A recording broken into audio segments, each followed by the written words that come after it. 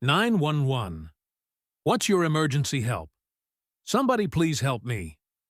There's an alligator attacking my neighbor, Lauren Bennett. Stay on the line. Help is on the way. Is she conscious? I don't know. She's screaming, but then she goes underwater. In the quiet town of Clearwater Springs, Florida, a backyard sanctuary became a scene of primal horror. For 5 years, Lauren Bennett had nurtured a creature of ancient lineage, an alligator named Reef, from a vulnerable hatchling into a formidable predator.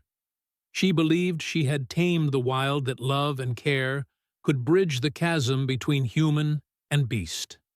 But on a sweltering August afternoon, that fragile illusion shattered, revealing a truth as old as time.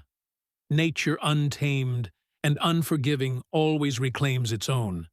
This wasn't a zoo, not a wildlife preserve. This was her home, and in her own backyard pool, a beloved pet would become an executioner. You're watching Animal Stories, where the most shocking animal encounters are brought to life.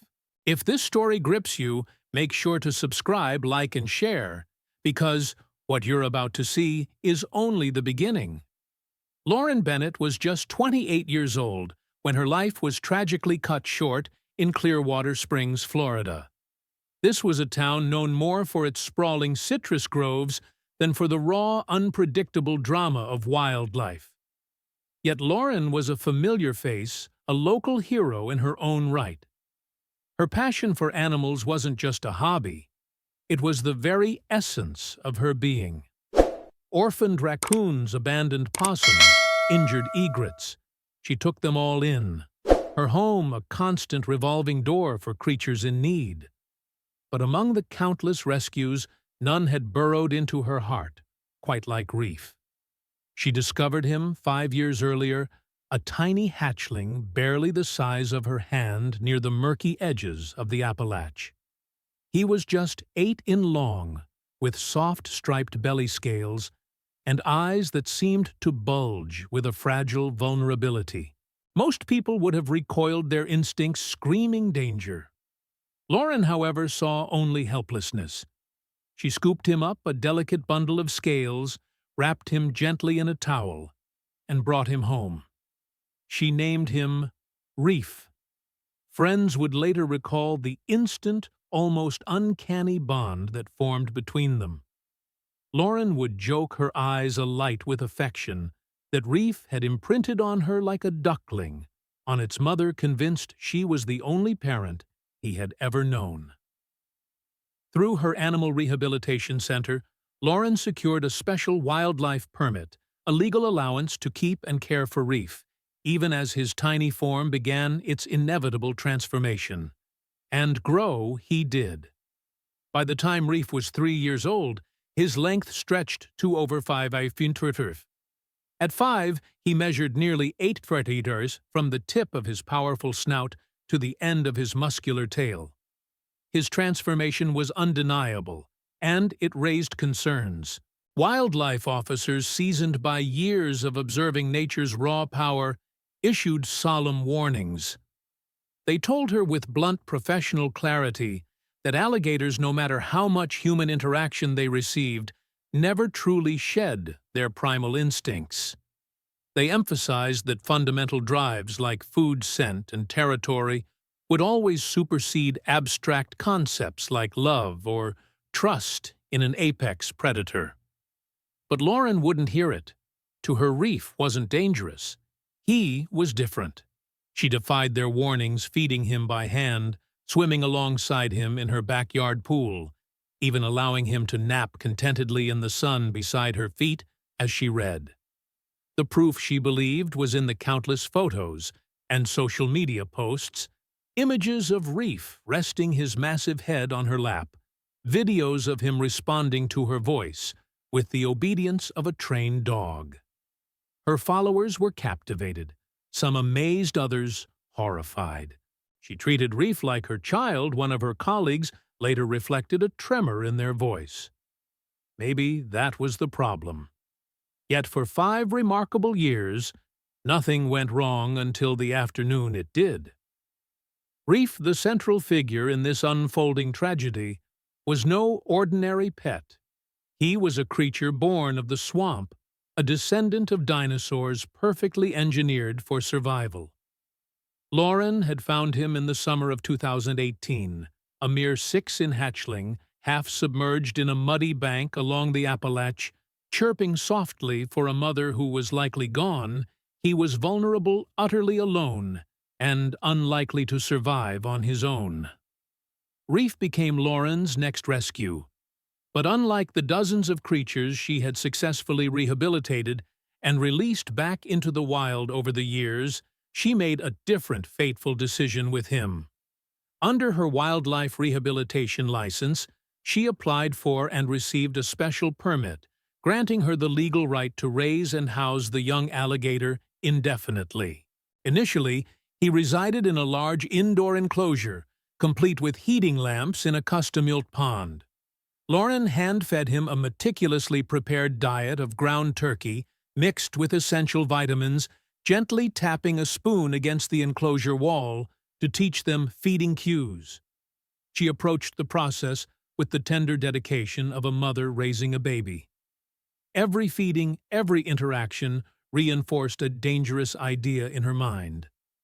That Reef was unlike other alligators, that he was special, that he knew her. As Reef grew, so too did the inherent risks a reality that Lauren, blinded by affection, seemed unable to perceive. By the time he measured 3 ft long, she had transitioned him to an outdoor enclosure, complete with a small waiting pool. At 4 feet, that waiting pool was replaced by a converted in-ground backyard pool, which Reef used freely.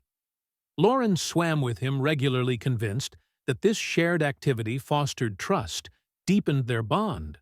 To her, Reef's calm, predictable movements, his unwavering response to her voice, were irrefutable signs of a profound connection. But, to trained wildlife officials, those very behaviors were interpreted entirely differently, as habitual conditioning, nothing more. Still, Reef never exhibited overt aggression.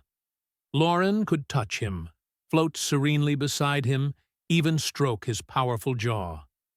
He would respond by closing his eyes, remaining perfectly still.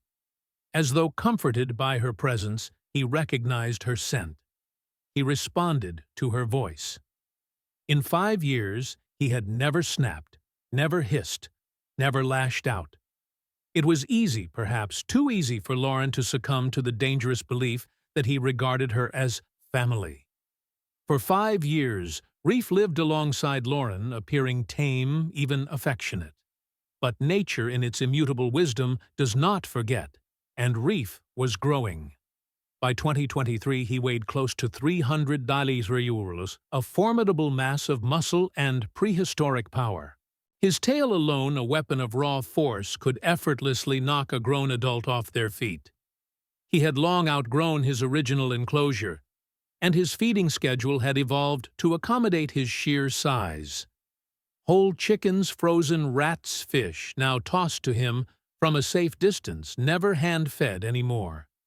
Yet Lauren continued to enter the pool with him, continued to float silently beside him, whispering reassurances, smiling, as if nothing had fundamentally changed. But it had. She just didn't realize it yet. By the summer of 2022, Reef had reached an imposing 7.5 ft in length.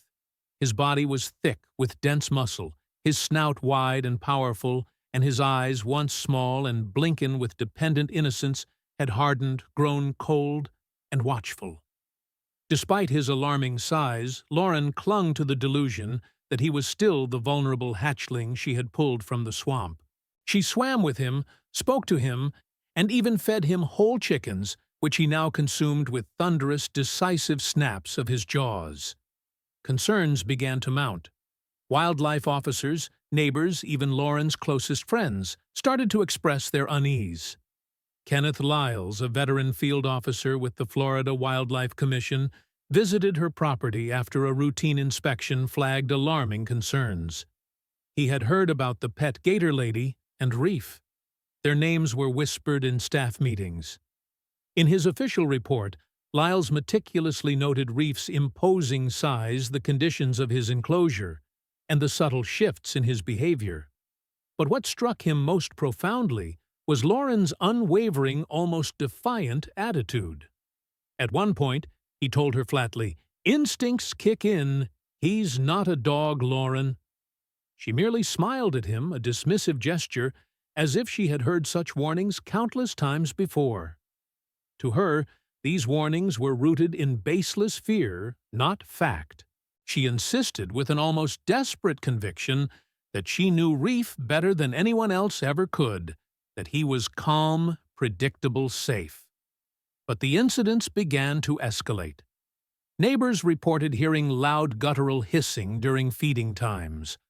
One man witnessed Reef rear up, slamming his powerful tail against the fence when Julie approached with a bucket of food. A terrified teenage girl walking her dog past the property claimed she saw Reef lunge toward the chain-link enclosure, jaws wide, a terrifying display of raw power. So still, Lauren refused to acknowledge the undeniable change in Reef. Online, she posted a video clip of Reef resting placidly in the sun beside the pool while she sat cross-legged just a few feet away.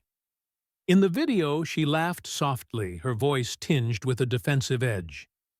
"He's misunderstood," she said. "People just don't get him. He's not dangerous. He just needs trust."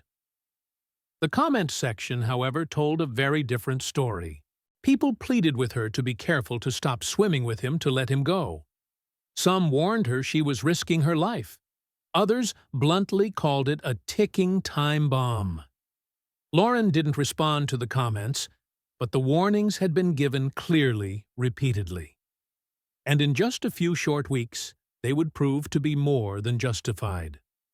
On the sunny afternoon of August 18, 2023, the air hung heavy with humidity, the kind that clings to your skin, making every movement feel sticky and oppressive.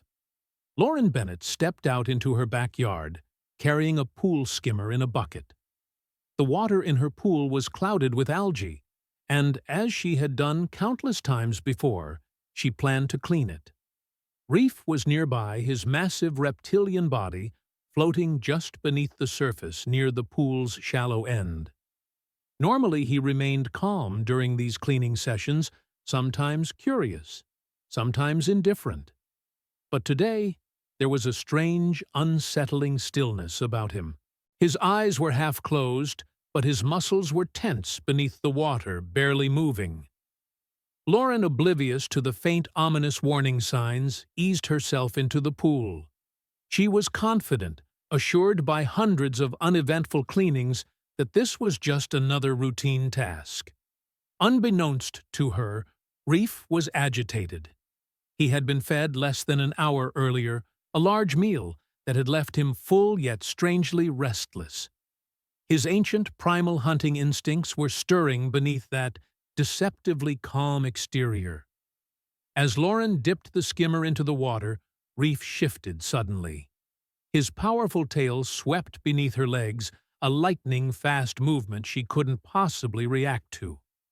Then his jaws clamped down her right leg with terrifying force.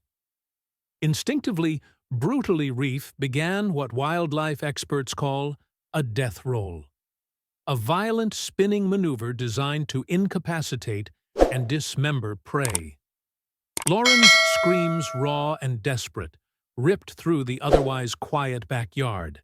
She fought to break free, thrashing wildly, but Reef's grip was unrelenting, a vice of bone and muscle. Panic erupted, shattering the peaceful afternoon, as neighbors heard the commotion and frantically dialed 911.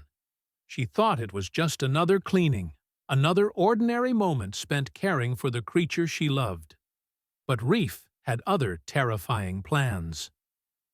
At approximately 3:15 p.m., Clara Monroe, Lauren's next-door neighbor, was peacefully tending to her garden when a sudden horrifying sound shattered the usual afternoon calm. It began as frantic thrashing in the pool. Next door followed almost immediately by desperate, blood-curdling screams. Clara dropped her gardening tools, her heart hammering against her ribs, and raced toward the fence.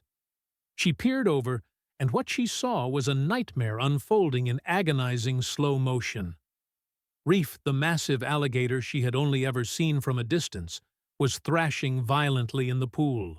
Lauren was struggling, her limbs flailing in the water, as Reef lunged forward and clamped down hard on her right thigh.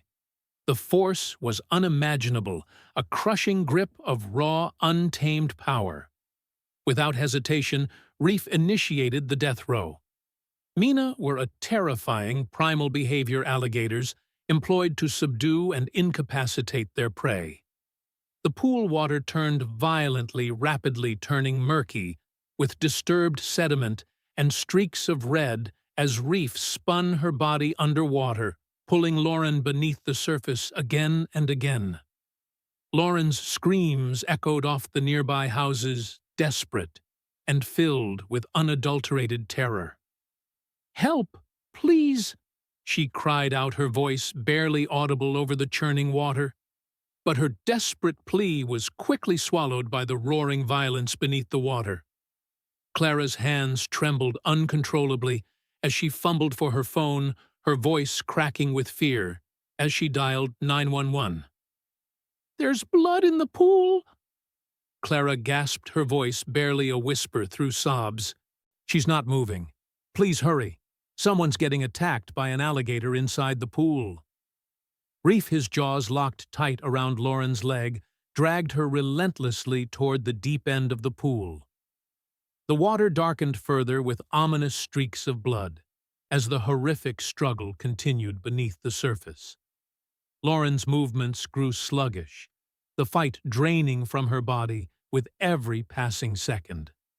Neighbors, drawn by the commotion, gathered in stunned disbelief, watching helplessly from behind fences and through windows. The piercing wail of emergency vehicle sirens soon arrived, cutting through the tense, humid air. Rescue teams prepared for the worst, but the brutal damage, the irreversible horror, was already done. Lauren Bennett's life was slipping away in the murky waters of her own backyard pool. Count. Within 8 minutes of Clara's frantic 911 call, the first emergency vehicle screeched onto the quiet streets of Clearwater Springs. Paramedics, their faces grim, rushed through the backyard gate, accompanied by officers from the Florida Fish and Wildlife Conservation Commission. The scene was one of utter chaos. Neighbors stood frozen, their expressions a mixture of horror and disbelief, while the pool's once clear water was now a sickening, murky expanse, discolored by splashes of blood and churned sediment. Wildlife officers moved with swift, calculated precision, wielding long poles specifically designed to control dangerous animals. Reef thrashed violently near the deep end, his powerful tail slamming repeatedly against the pool's edge as officers desperately attempted to push him away from the motionless figure floating in the water. It was a tense, incredibly dangerous dance. One misstep could have cost another life. Paramedics cautiously waded into the pool area and with a grim determination pulled Lauren Bennett from the water. Her body was limp, horrifyingly pale, and covered in a multitude of severe cuts and bruises. The damage to her right leg was extensive and grotesque, deep lacerations and crush injuries unmistakably marked by the bite patterns of a large alligator. Alongside the horrific trauma, there was the unmistakable sign of drowning: waterlogged lungs and labored shallow breathing. Despite their rapid response and frantic efforts to stabilize her, Lauren remained unconscious. She was rushed by ambulance to the nearest hospital, where trauma surgeons fought desperately to save her life. But the injuries were overwhelming, too catastrophic to overcome. Hours later, in a stark, sterile hospital room filled with a low hum of medical machines and whispered prayers, Lauren Bennett was pronounced dead. The tragedy sent shockwaves through the community. But the immediate crisis was not yet over. With Lauren gone, Reef, the once beloved pet, was captured using tranquilizer darts administered by wildlife officers.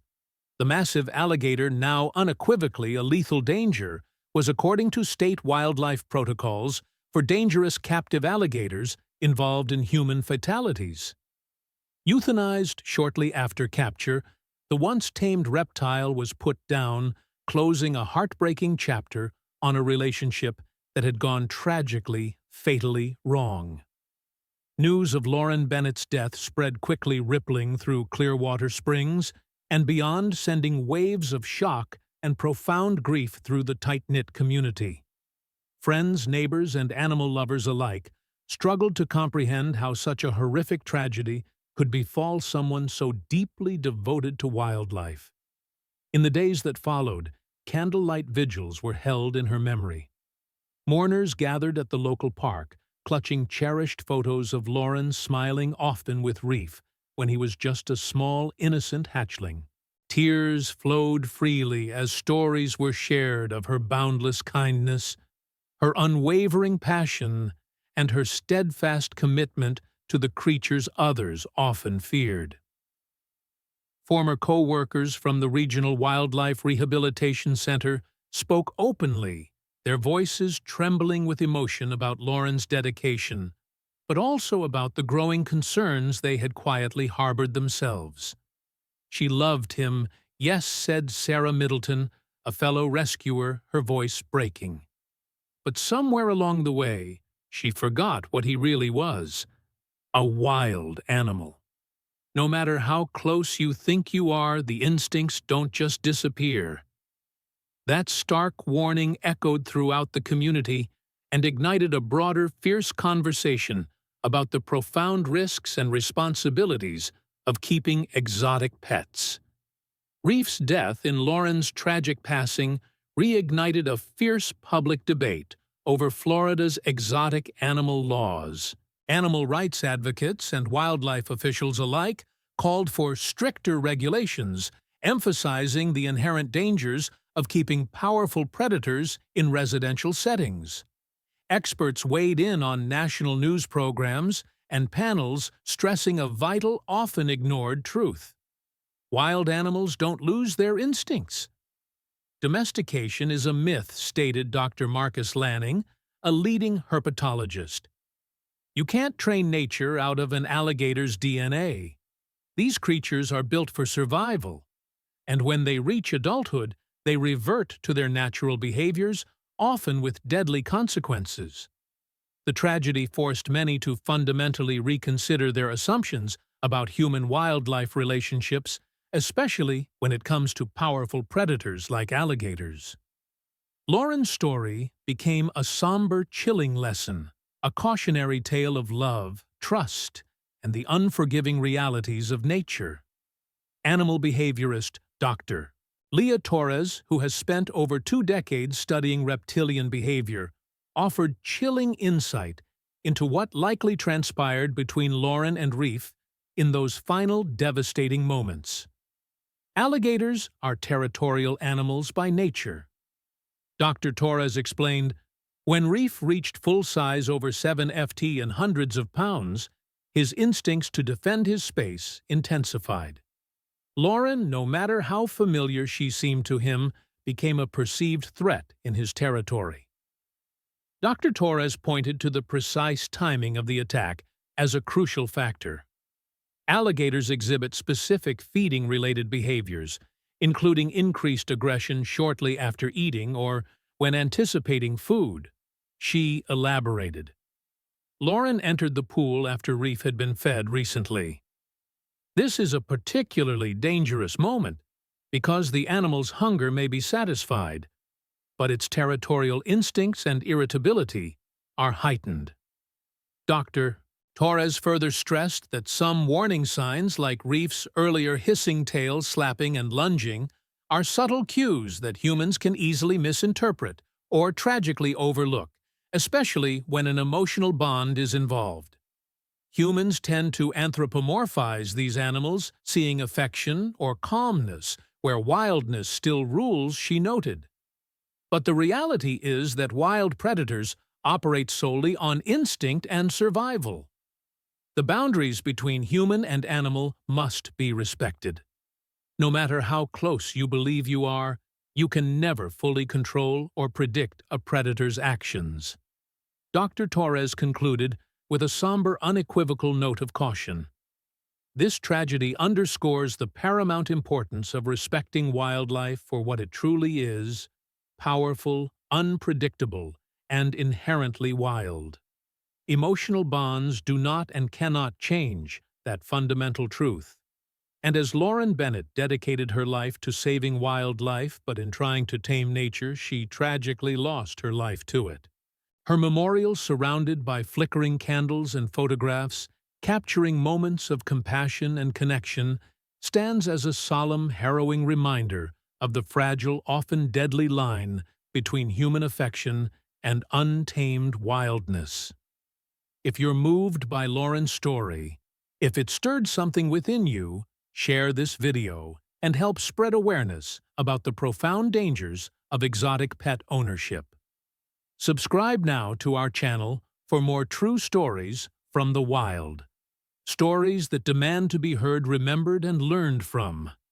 And remember this chilling truth: wild animals are not toys. They are not pets. And until society truly understands that tragedies like this will happen again. The blood-stained patio, where Julia once celebrated her online success, now stands as a shocking monument to a mistake that cost her life. The framed photo of Camille and Baxter smiling together in happier times is now a haunting reminder of what was lost. The gate labeled "No Exotic Pets Allowed" is locked, but the lesson for those willing to listen remains open. Wild animals are not toys, and they are certainly not pets.